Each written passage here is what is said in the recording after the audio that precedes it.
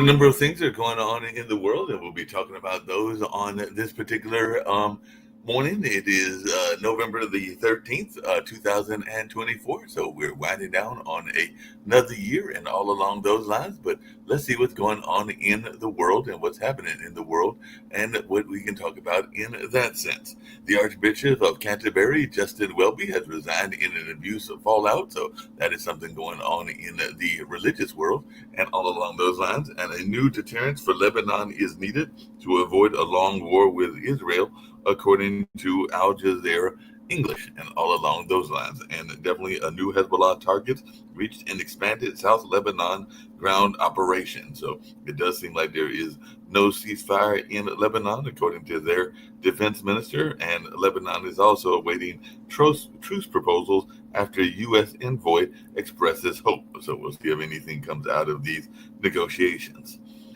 And an Amsterdam video doesn't show the attack on Israelis, but Dutch lawmaker Wilders wants to deport those convicted of violence against the Israeli soccer fans. And a tram was set ablaze after violence erupted again in Amsterdam on yesterday.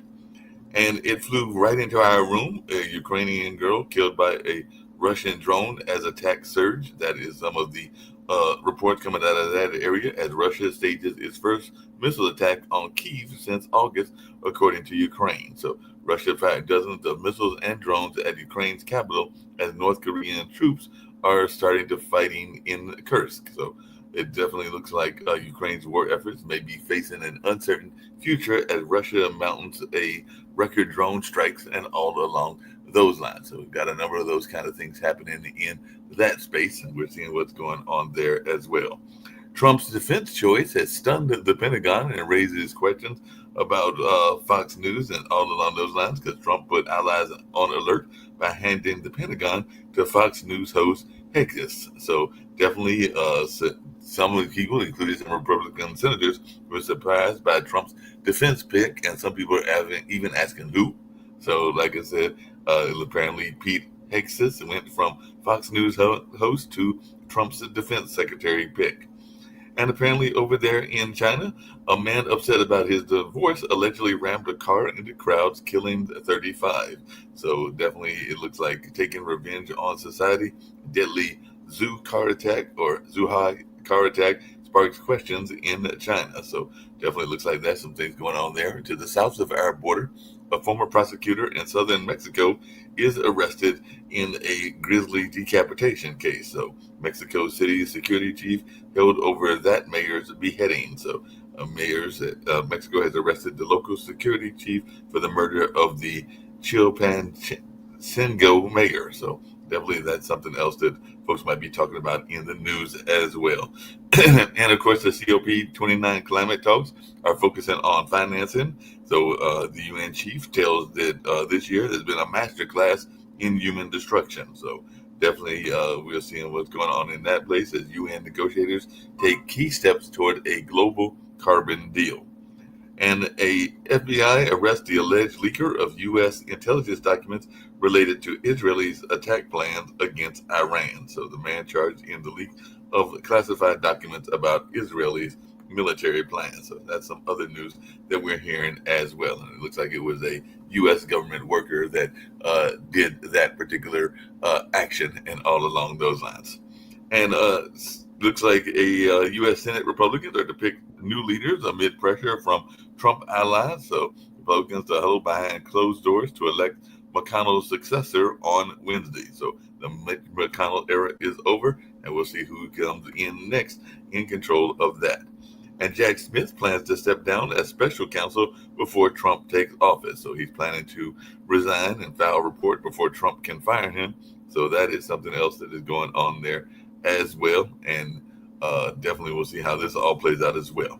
And a U.S. defense contractor is to pay a former Iraqi detainee $42 million for its role in torture. So Abu Ghraib, torture survivor, wins a U.S. civil case and it's $42 million in damages. So definitely that is something going on in the political lane and the legal lane as well. And at least 2 people were dead after a massive factory explosion in Louisville. 2 employees are dead after the Givaudan explosion in Louisville. So definitely it looks like there's even drone footage to capture the Kentucky explosion in that area. And Biden and Trump are to meet at the White House today. So that's a symbol of the upcoming peaceful transfer. So they're to meet at the White House as Senate GOP, as I said, holds that leadership meeting and all along those lines.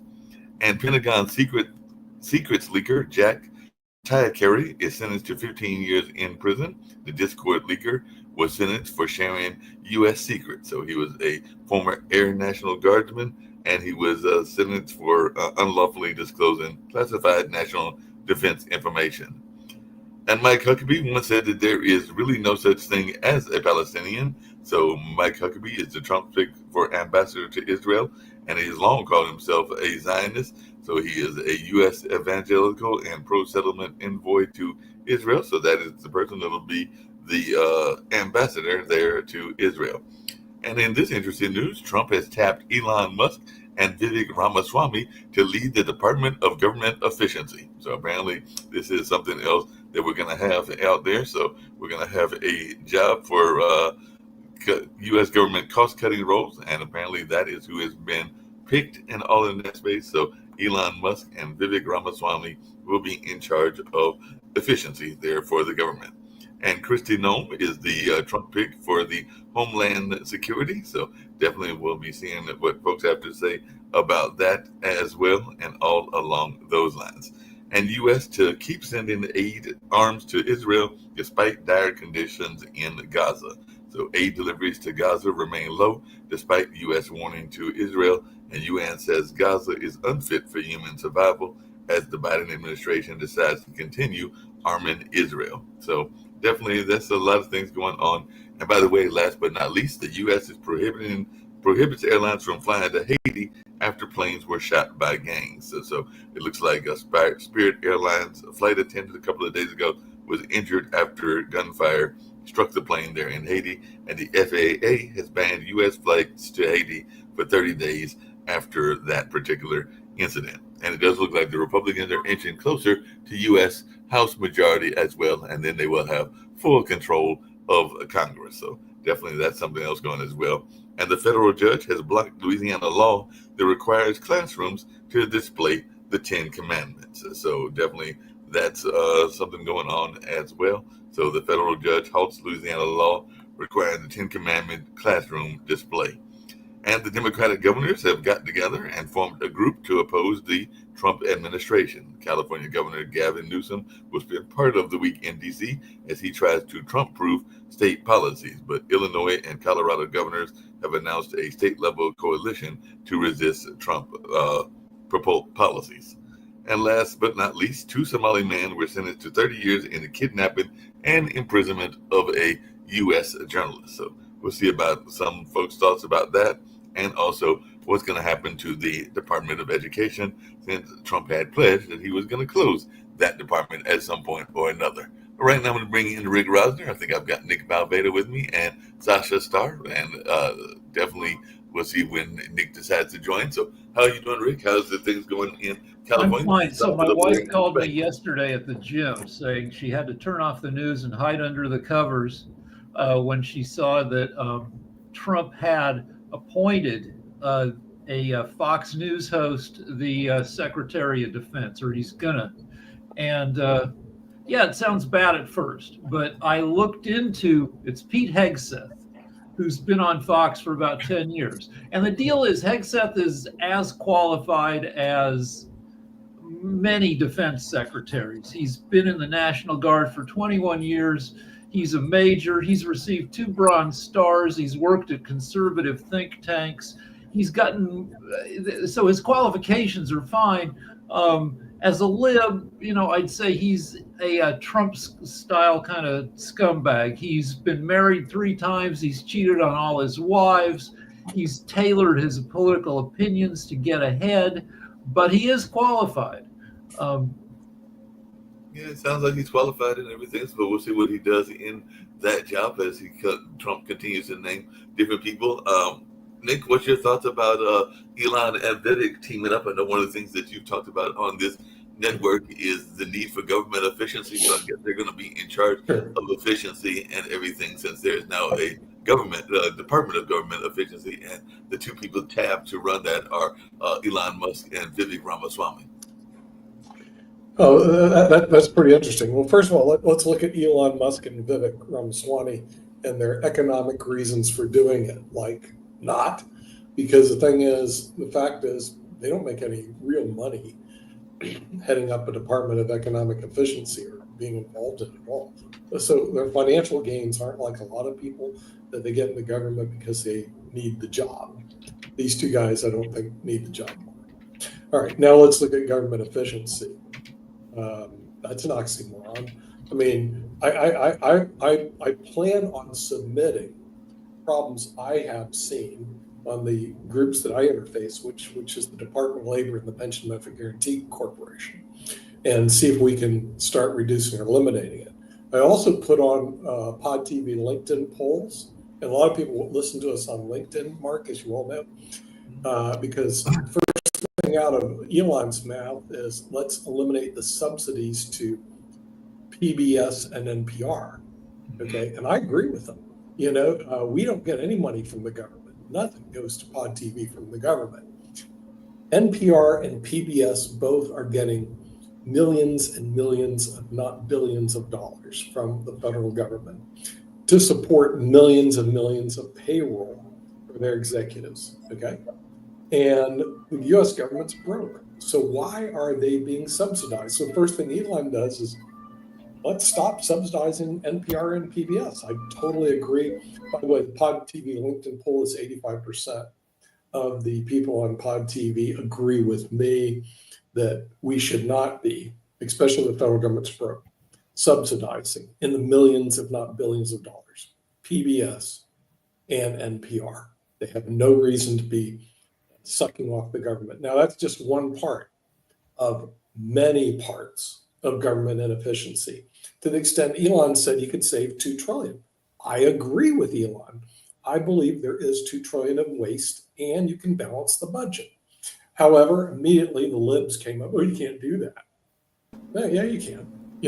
They just want to be oppositional. So the people that are having oppositional defiance disorder is now on the liberal side. It used to be the conservatives, now it's liberals. So, I'm just kind of like, dude, go take a look at it. We're broke, we're going broker, and you're wasting a lot of money. So I do plan on moving to Washington D.C. or at least getting a place there. I'm going to stay in Barcelona, but getting a place there and perhaps supporting or working with Elon Musk and Vivek on this government efficiency, and maybe David Walker will join us because it's ridiculous, And in the meantime, next week, I'm going to be going in a federal subpoena on a PBGC case, which a pension plan has like 200,000 in it, and the government's already spent 100,000 trying to put these people out of business. Okay, that is not government efficiency. That's government. I don't know what you call it. Why don't you explain that case in a little more detail so people would understand? All right. It's really, really simple. Okay, so they're employer-sponsored plans. All the money comes from the employer, okay?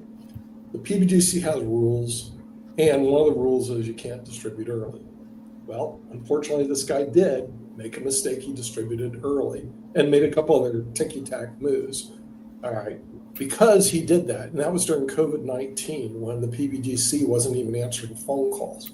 Because they do that, their policy is to punish not to support the employer, but punish the employer by basically putting them out of business and making them go bankrupt. Okay, that's your government currently in action. And with that, I've got a federal subpoena, so I got to testify on it next Thursday. And so these am I sick of stuff like this? These people didn't get PPP loans like some people did. Their companies were struggling and their families were struggling, so they took out their pensions. Am I right? Exactly. So why don't you pitch it that they just used it as a PPP loan? Oh, well, they can't do that. So legally, what they did was probably incorrect, making an early distribution. Okay, so your punishment is you lose your business and you lose all your retirement benefits. So why are they losing their business? Is it because they have to pay it all back plus it's because your federal government is willing to spend unlimited amounts of lawyer fees going after these people. I know, but That's I'm the issue. asking again, why do they lose their business? Is it because they have to pay No, it they back haven't lost it. They with haven't lost it. interest? No, they haven't lost it yet. But the federal government, remember, they have infinite financial resources because your friend Joe Biden gave them $80 billion, a blank check to pursue small businesses.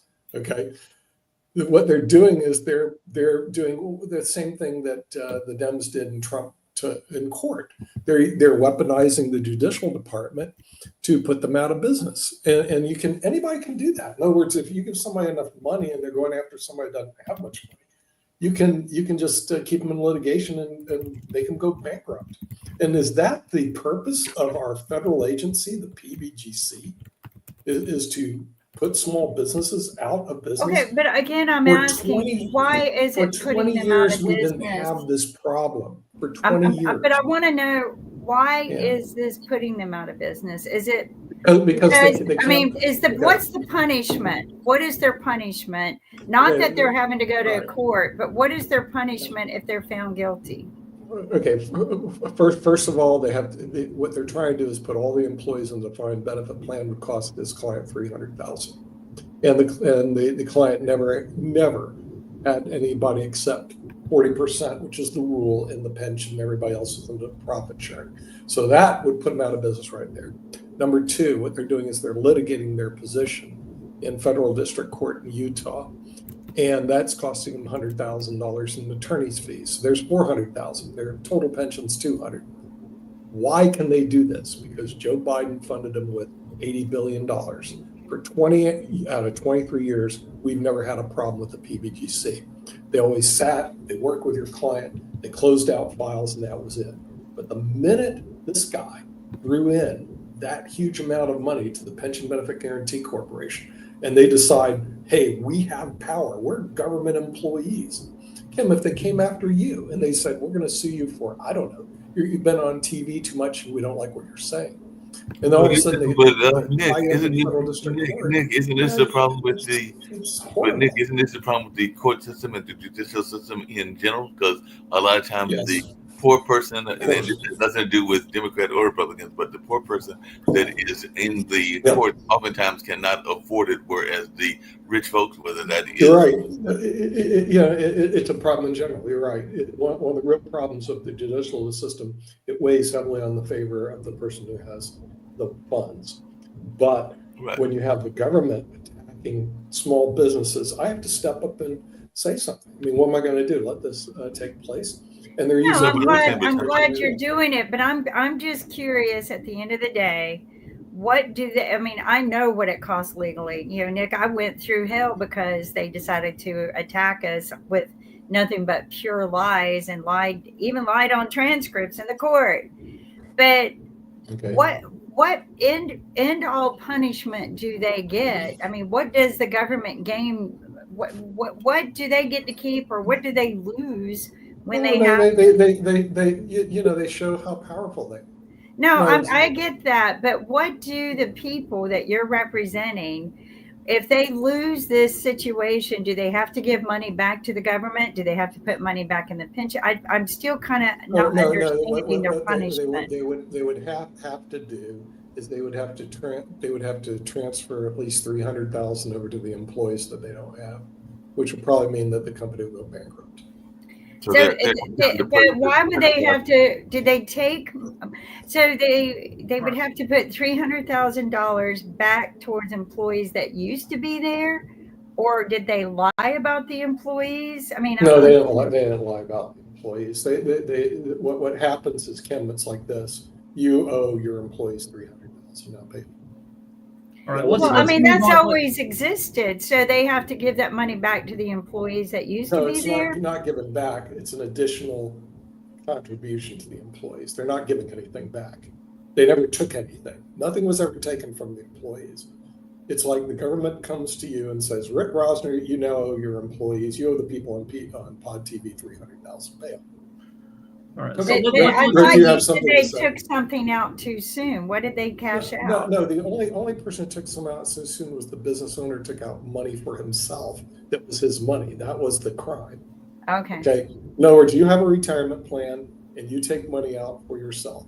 That's the question. No, but hold on a second. Because it sounds like, if I'm hearing you correctly, and then Rick got a question too, but it sounds like they did the same thing that the Cultural Arts Center did, what I worked for, did under a previous administration, which means that they took money out from one source, and gave it to another source, because that's how Haytag got in trouble they years didn't. ago and everything. Okay, Mark, here's what they did. You have money in your IRA.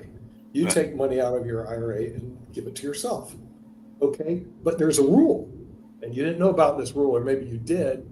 You can't do that unless you have the government's permission. That's what they did.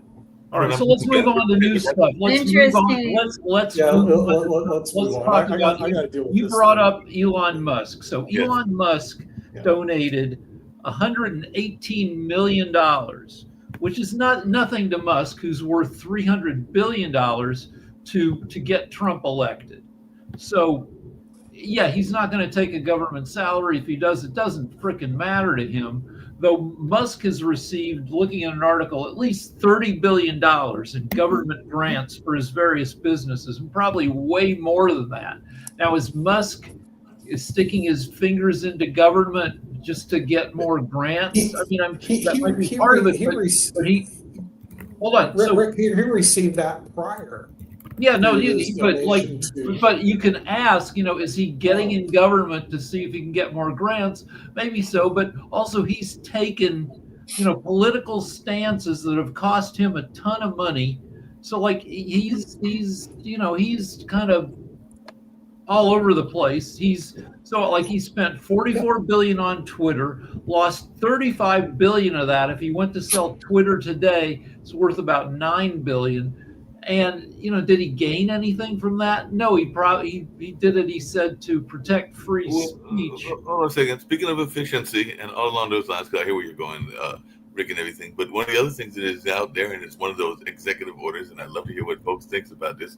But apparently, Trump has drafted, and maybe Sasha's got some thoughts about this, an executive order that create a board to purge generals, because apparently he's planning basically a firing squad for the generals that he doesn't like and everything along those lines. So he's creating this board that is going to, I guess, kind of look at the generals and decide if they are generals that he wants to keep or not keep. So what is our thoughts about this? Because apparently he's tied with some of Are you talking about military generals? military Yeah. generals. Yes. Yeah, well, the thing is, I hope that Musk gets involved in this, because this is part of our bloated bureaucracy. It's the U.S. Department of Defense. Well, I want to ask a question too. Did any of y'all see, and Nick, maybe you know the answer to this. Last night, Trump has tried to ask the Congress or the Senate to take a recess so that he can bypass the vetting session to put in his appointees. I mean, is that legal? I guess it is. He's doing it. Obama So tried it. there is, David goes, don't worry, there's a vetting process. You know what, David? He just bypassed it. So in 2007 or so, when Obama tried it, the Supreme Court slapped him down. But we have a completely different Supreme Court now. We had Trump's Supreme Court. Yeah, we got. Well, I don't know. See, this is where you have to have a specialized attorney who does that type I of don't know work. that any specialized attorney is it. I mean, constitutionally, is that? I mean, because David said we're protected from all of that because the Congress has to vet out who he appoints. Well, let's talk about why he did But that. now they don't have to. But yeah, let's talk about why. So he wants Kristi Noem to be head of Homeland Security. Right. And if she has to be confirmed, that means she goes up in front of, I think, 53 Republican senators and 47 Democratic senators. The Democrats will ask her all sorts of embarrassing questions about, shooting the dog, shooting the goat because the goat smelled bad, which all goats do apparently, about how she's not even allowed to even though she's governor of South Dakota, 15% of the area of South Dakota she can't enter because that belongs to Native Americans who've prohibited her from coming on their land because they think she's an a-hole. So it's mostly to help his candidates avoid embarrassment. And the thing is, what about Pete Hedge? is, What's his name from CNN? What about him? You mean Hegseth from Fox? Yeah, he just Fox. got appointed to Department of Defense. So Hegseth, like, there's embarrassing stuff you can ask him. Like, Hegseth said he doesn't wash his hands after he pees because he doesn't believe in germs. If you can't see them, they don't exist. Like, I mean, so that has nothing to do with his qualifications as defense secretary, but it does say, like, is he a lunatic? Does he say this stuff because it's Fox News? He's cheated on all his wives. Like, I guess they'll find a way to bring that stuff up. And Trump doesn't. But let's look at it from another standpoint.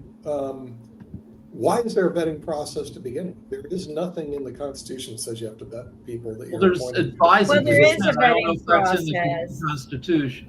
Pardon? There's advise and consent. Is that Yeah, verbiage? there's advise and consent. And the real question is, to what extent does advise and consent mean? So I guess we're going to find out. But we know that the vetting process on both sides of the aisle has been a circus. I mean, it's not, hey, we're going to do anything except try to embarrass people. So maybe we do need to have some reform in that particular area, rather than. So it says that they have to be consulted and approve. So they have to approve the appointments made by the president as well as the treaties. Is that in the law or is that in the Constitution? That is, it says advise and consent is Advise and consent, something right. in the United States. Right. Advise and What is consent. that? The test will be what It is. does It looks advise like and it's consent in the mean? Constitution. Yeah, advise and consent is in the Constitution. So the test is, what does that mean? Does it mean you get to ask personal questions? And the answer may be no, you don't. And so you can object to anything that has to do with personal questions. According to some of the things, it means that it refers to the authority of the United States Senate to approve or reject certain things. So they have the authority to approve and reject. So isn't the vetting process actually a good thing? Because, I mean, putting in a Fox News host as defense secretary could have been weeded out in a better vetting process to help us with a better. Trump has asked the Senate to take a recess so they can skip the vetting process. I agree in general. It's already happened. I agree in general. Vetting is a good thing. You notice how Kamala Harris was vetted before she became the president nominee. Oh wait, she wasn't. She was just appointed. Sorry, you're conflating two things though, Nick. Because remember, there was no vetting. No, but Nick, you're conflating two things. The election process dealing with gaining electors, going through a primary, all that other stuff, that isn't part of the vetting process that's there. The vetting process once you're president, which has always been traditional, and I think what Kim was pointing out, it may be in law, is that the president picks an individual, that individual goes before Congress, Congress gets to ask questions of that individual and approve, and if that person approves, they move on to the next step and take that position, rather than like a king where he just completely appoints. Counselor, is that what the Constitution says? I believe it says not everything is in the Constitution, though. Advise and consent of the Congress. So it depends what you define advise and consent. It doesn't mean you create a whole circus. But counselor, is everything that we do that is in law in the Constitution? Everything that we do in law has roots in the Constitution, yes. Even the vetting process. Can we talk about the practical effects of vetting? Now, in the past, like George W. Bush one of the Bushes tried to appoint his personal attorney to the Supreme Court, and she was vetted, and everybody decided, Harriet Miers decided she wasn't qualified, and they shot her down. But that was, a long time ago. Now, somebody can be vetted and found to be wanting, like there was a bunch of stuff with Kavanaugh. didn't matter. As long as there were more Republicans than Democrats, they confirmed. And that it'll be the same way with anybody who's thrown up before the Senate, that they can come up with all sorts of embarrassing stuff and they'll still get confirmed because there's a Republican majority. The rules state that in the advise and consent that it has to receive 2/3 vote to majority vote. It says For- 2/3, Senate kind of a waste of 2/3. time. Okay, well, it's more than a job. And I think If it's a majority what vote, you're pointing out is great, because I think one thing that the vetting process also helps us with, even though many of these individuals get through, like you said, actually two of the individuals, one, the young lady who he put up, I forget her name, on Supreme Court also. She has some biblical, she's tied Amy to, Barrett. yeah, she's tied to some crazy church. But it's good to at least have the vetting process, because at least the people know these individuals. Because remember, it was Bush too that put his horse trainer head of the FEMA department, and he didn't really get that vetted, and people didn't know how bad it was going to be when Katrina hit, but he had to deal with that. And it would have been nice for him to be vetted better than the way he was. Well, we'll see how that thing plays out. But I believe that you have to have advice and consent for certain positions of the Congress, and so you're going to have to have. But we can talk the about the personal general characteristics. trend where Trump has more executive power than any previous president, thanks to the Supreme Court ruling. When Nixon did it, they called it the imperial presidency, trying to consolidate power in the executive under the president. And Trump's definitely trying to do that. Yeah. And the Senate and the House are also trying to help him by deferring their power in terms of even vetting to Donald Trump. That's another problem. So yeah, we're coming close to truthfully just having a king as a president. As a descendant of royals, I have no problem with that. But go on, Jacoby. Hey, Nick, you have no problem with the fact that they get kicked out of the country naked either, do you? You're in Spain.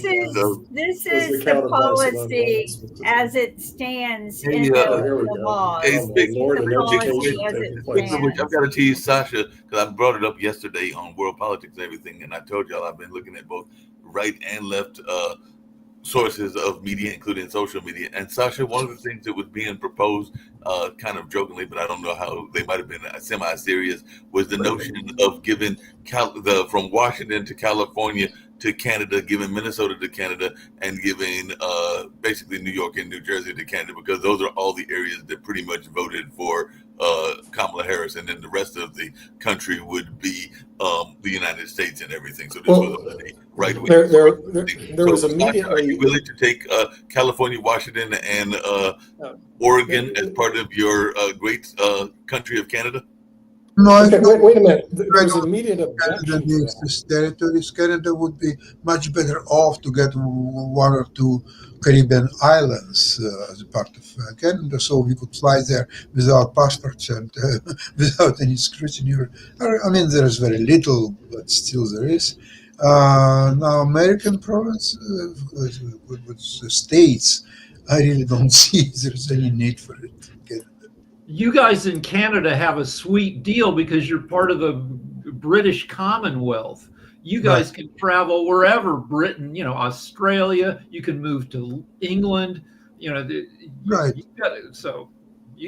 Interestingly enough, if Canada did take California, that would change a lot of things, because Canada would get one of the top economies in the globe. Yeah, they're not going to get California. I mean, but the thing is, we really the other should push objection- to merge with Canada, because It Canada should. has all this sweet land, huge land mass that's only going to get more comfortable to live in with climate change. Also, Canada has unlimited water, freshwater resources, and that's in So itself. if Canada claims California like that? If that does happen, then all the people living there go with it, or how does that? Yeah, Canada's population doubles. Canada and California have the same population. It's true. It would double. Right, but the California- population living in California will get to stay, or do you have to leave? I mean, what? No, you get to travel. You get to all the entertainment executives. Rick would become Canadian. Rick would become Canadian. That's all it would. Yeah, No, you're we'd in all North move to Carolina, you don't Vancouver. become We Canadian drive up citizen. real estate prices even worse in Vancouver. But not Maybe I'll move to Canada. before California could California. join Canada. What's happened with the state of Washington, and also Alaska probably would go as well. Then Russia will say that Alaska and California is all part of former Russian Empire and should be returned there, and Canada will not be able to defend. So they will have to us, I guess. Full circle. Oh, so the Russians will And take over. by the way, Alaska. you're gonna love this one, Sasha, because I saw Right. this article that came across and everything. But there was a insult that was traded on a warship. It was a Russian warship. It basically said the Russian warship can go F themselves and everything. And the EU court, because I guess the EU courts don't have anything better to do, say that can't be trademarked. Because I guess they were trying to trademark the insult, and the EU court has said that they can't trademark it, even though it was a insult geared toward the warship. So I'm going like, don't they have better things to do in the EU courts than decide whether this can be trademarked or not? But apparently they've ruled that they cannot write on the warships and have it trademarked. The Russian warships would go F themselves. I didn't hear anything about it on European television here in Barcelona. The big thing here in Europe, and you guys don't even hear about it, is in Valencia got flooded like big time. There was over 200 people have died already. There's another 50 people that are missing. 120,000 cars. Okay, 120,000 cars in Valencia were destroyed. It's called Dana. It's on the news every day. It doesn't hit the news in the United States, obviously, but it's on here every day in Barcelona that Venezuela just got clobbered by a major rainstorm, and it just washed out most of the city. And that's on the news. That was on. We've reported that here. We've reported that here on Pod TV, and it's been in the We did, Valencia? Yes. Yeah. Well, there's a big thing between here. There's what they call the autonomous states. See, I live in Catalonia and Barcelona, and they believe that they should be different and free away from Spain, and you should speak Catalonian. And then Venezuela believes they should be Valencian, and then Aragon believes they're Aragonians. In other words, they have the same petty politics as we do in the United States. So it's kind of an interesting dilemma. Speaking of petty politics, our favorite person that we just talked about is apparently meddling in the politics of a place that Kim loves and everything. Because apparently, and this just recently came down, the Italian president told Musk to quit meddling in Italy's domestic politics because Elon Musk commented on Italian migrant case and said these judges must go, and the Albania, which I know Kim loves and everything, migrant case judge needs to go is what Musk said. So apparently he's trying to meddle in Italy as well. How does he have the time for this, Mark? He's running SpaceX. He's running Tesla. He's got this other weird company with homes going on. How does he have time? And he's doing this thing. I've always said there's more than one Elon. I've always said that there's more than one. Also, he's a twin. Also, his girlfriend, I think, is pregnant with his 11th kid. So Elon's not really running these companies, though. So he has a lot of time because evidently he's rated in like the top levels of League of Legends and all this other stuff. So Elon's not really running these companies. He's got a lot of time on his hand because these companies that he purchased, he'll come in and tinker and then head out. But yeah, he's got a lot of time on his hands. And what I find interesting dealing with the political portion, because he's now in Trump's cabinet, because they've just created that department, and it's going to be Elon and Vivek Ramaswamy that are running it. So now is the U.S. going to have issues with Italian politics and try and run Italy because of what Elon wants to do. So it's going to be, this is going to get really interesting. Probably not. Remember, what they're doing is getting rid of the Department of Education, because education is a state function, not a federal function.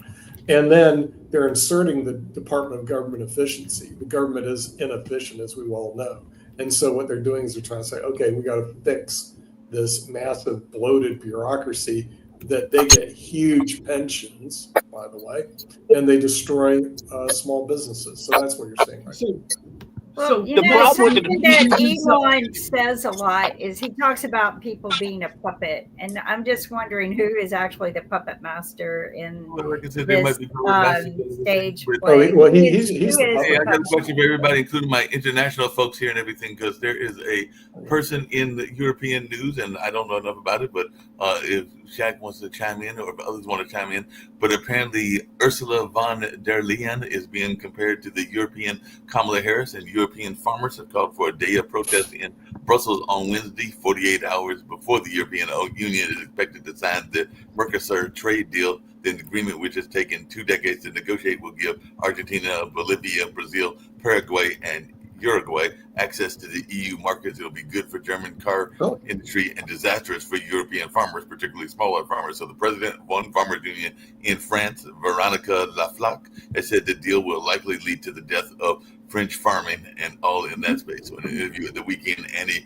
Gervart, the Minister of Agriculture, said it's a bad agreement which will bring a flood of products into our country in direct competition with our producers, 99,000 tons of beef, 180,000 tons of sugar, and as much poultry. So I'm just wondering, what do we know about this particular individual and what's going on with European farming, particularly for those of you that are tied into the space of international trade and stuff like that. So Shaquille, all I can tell you, Mark, is the food here is incredibly cheap compared to the United States. They told me that. It was on the listservs when I came over here, but food and dry goods and everything is just unbelievably. It's got to be half the price, maybe 2/3 the price of what you get in the United States. So your dollar goes a long way here in Europe than it does overseas. Yeah, Rick. I want to go back to Musk and Bezos. Yeah, these guys are modern day robber barons. The first era of robber barons, the equivalent of billionaires, was in the 1880s through the beginning of the 20th century.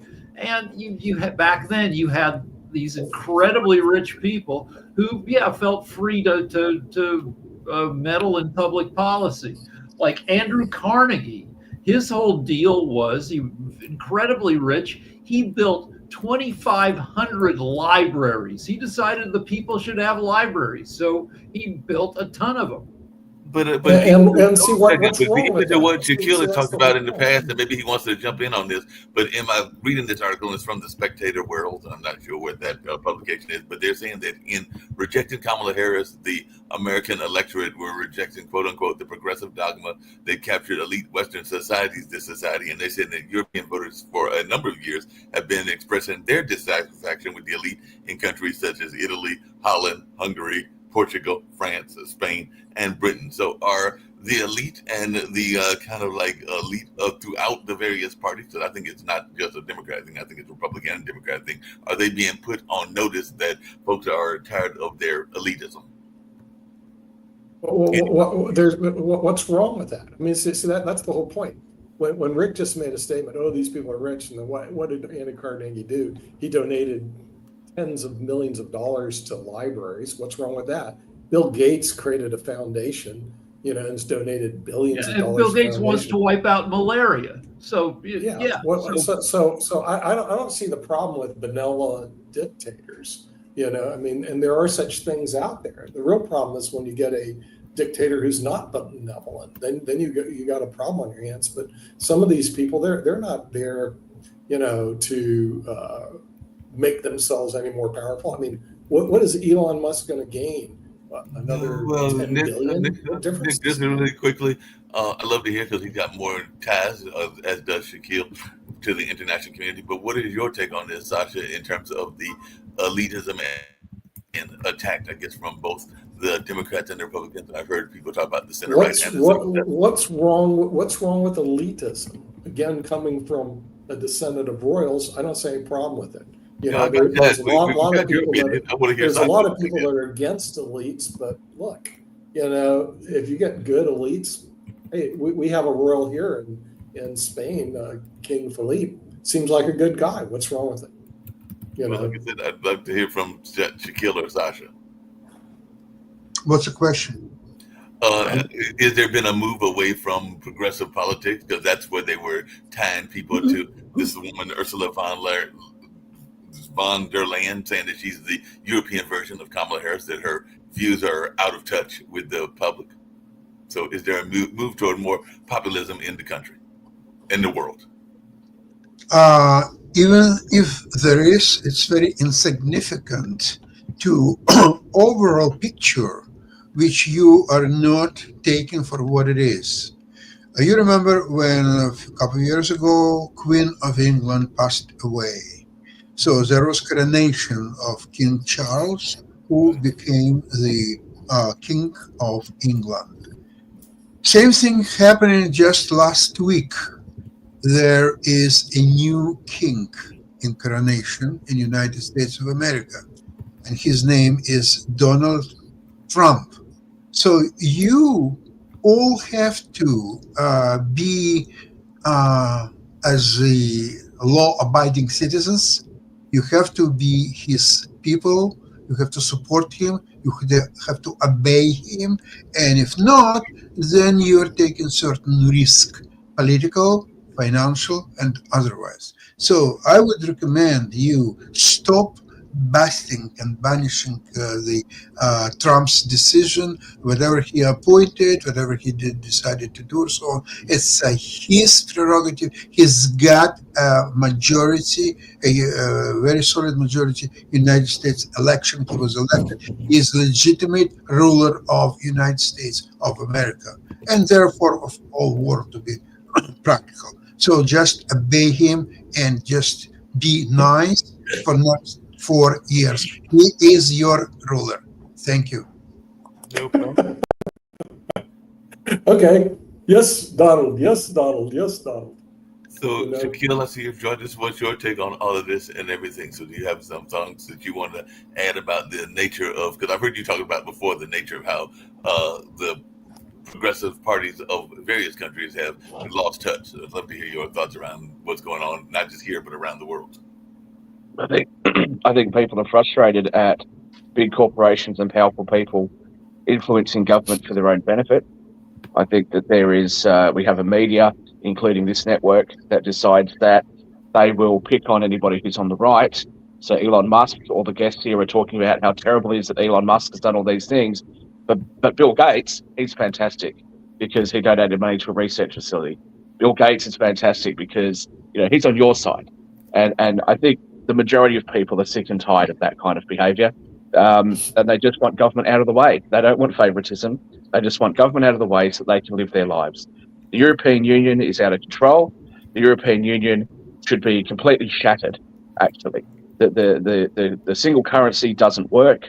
It has created all kinds of financial hardships for countries like Italy, Greece, Spain, etc.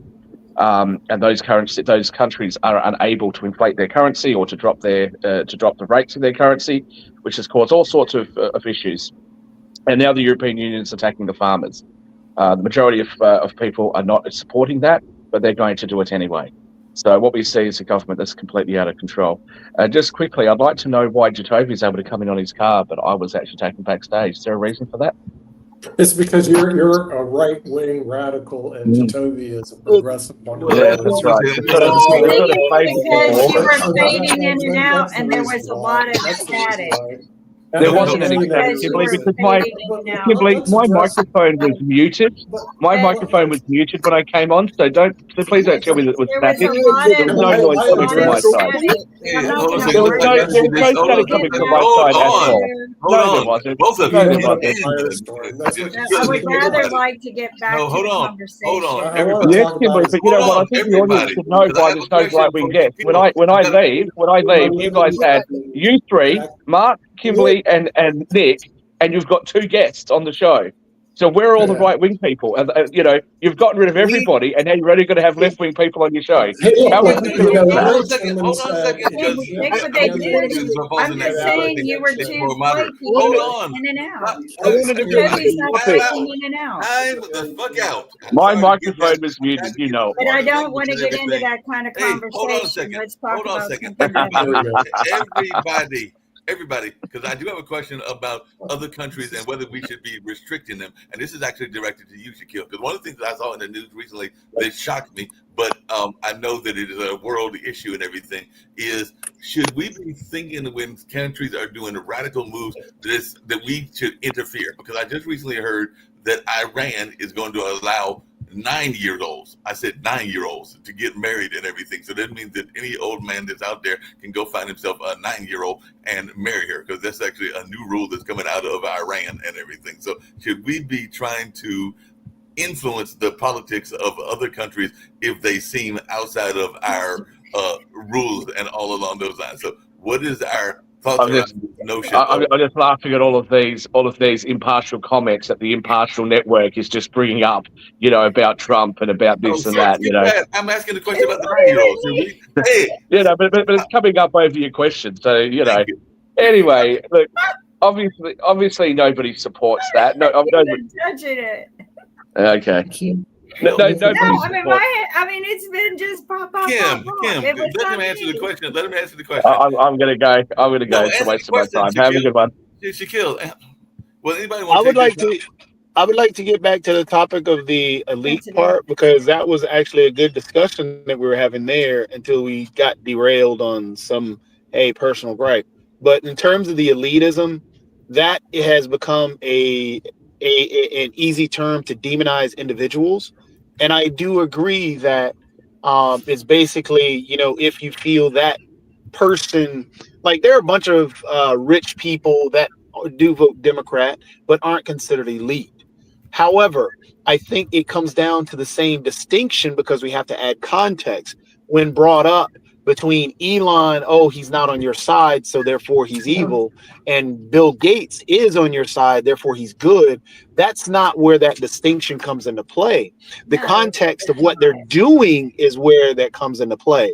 With Bill Gates trying to he's trying to figure out ways of defeating malaria and dealing with infectious diseases, and his whole foundation dealing with child poverty and all these other things, where he's trying to, yes, lobby for ways to make these things a possibility. Elon Musk is actually trying to lobby these actual government entities to take away restrictions against his company for his company doing wrong. He actually got banned from Twitter for sharing some files that were dealing with government agencies and messing also with the stock market based on his tweets. So he was getting hit with lawsuits. So therefore he buys Twitter. So now he's no longer banned. He goes into the government. Now he's able to mess with the government entities that are actually regulating his companies. That is where the elitism and the corruption that we're talking about is bad. It's not that it could be either. It's not about who's on any side. You know what, Jacoby? It doesn't matter as long as but along those people same feel lines, better about their wallet. No, but along those same and they lines can and go everything, shopping there again. has That's been- all that matters. but there's been conversation in the past, and I kind of agree with them to partially background, that there is some elitists that are on the left that are in it for themselves as well. Yes. I don't know, because George Soros was Absolutely. definitely campaigning and was an elitist to the left Well, and everything. So I think that could be put out that George Soros is similar to But then Elon. again, to add more context to what you're talking about, Mark, right now, the richest man in the world gave $200 million, more than any single person has given to a campaign. The second leading Thiel, who owns PayPal, who's also one of the top, Rick, you can look at and correct me if I'm wrong, one of the top 50 richest individuals that's up there, gave tons of money. And then there was another individual. So you had these three individuals that were super, super rich, that were giving money to this one campaign. The name that you brought up, George Soros, did not give anything close to any campaign. So if we're talking about elitists in these areas, the ones that we say are the ones that are trying to shift government the way that we don't want, those are the ones that gave money to a transactional president. So again, I completely agree. There are elites on. No party doesn't have elites in it. Every party does. Green Party as well. But it's just who has control of the party. Right now in the Republican Party, the elites have the control. I don't know what your point is, Counselor. Quick numbers. 1/3 of Trump's contributions came from billionaires. 1/16 of Harris's contributions came from billionaires. Okay. Counselor Rick Rosner, get the total contributions that Harris received versus the total contributions that Trump received. Can you give us those numbers? Wait a second. Counselor, Counselor, just to push back. He'll give you that answer. But just to push back, he just gave you a number of 1/16 of billionaires gave to Kamala Harris's campaign. A third. No. Let me help you with your argument, because what you're saying is that he got, even if she got $1 billion, 1/16 of that billion was billionaires. If he got 600 million, then a third of that came from the billionaires. So it still doesn't change anything in your argument. Nick, why aren't donations to presidential campaigns regulated? Because of Citizens United. Thank you. Who did Citizens United? I want to know who received the most money. Who got the most dinero? I agree with that girl. How much money per vote did each president candidate end up paying? I think that was a funny question. Oh, well, yeah. How much did they pay per vote? I mean, if you look or just do the electoral vote, who paid? If 200 billion was given to Trump and he got 270 electoral votes, how much was that per vote? And how much did Harris pay? Okay, Rick has an answer. Oh, just to point out before Rick says it, this is the cool part, because this points to the fact that it makes the case even worse for Trump. All right, so it's hard. There's so many different numbers, but between Trump and Harris, they spent $3.1 billion on ad buys, but that probably includes political action committees directly spent by Harris's political operation. 880 million, but this ad is, I think, this article's from a couple of months ago, so that might not be up to date. Trump's political operation, 425 million. The Democrats, 1.8 billion total. Trump and Republicans, 1.4 billion. So Harris outspent Trump. There we go. But hold on, Nick. This is why it makes it worse. Even though you're saying all this stuff. Wait. This is why it makes it worse. Hold on. This is why it makes it worse, Nick. But your argument, you're making it worse for Trump, and that's what you're not realizing. If you're saying that, we'll say 1/16, so that means 16 people. We'll just say 16 people even spent $1.8 billion. Only one of them was a billionaire. And then 14 people spent $1.4 billion for Trump. That means a third of them. How much is a third of 14, Nick? Because that means at least 5 people, close to 5 billionaires spent for Trump. Yeah, we can discuss the money later. We'll be back on this tomorrow. And it's time to wrap the show, and we'll be back. We got to wrap. Tomorrow. Time to wrap the show, so we can debate this on tomorrow.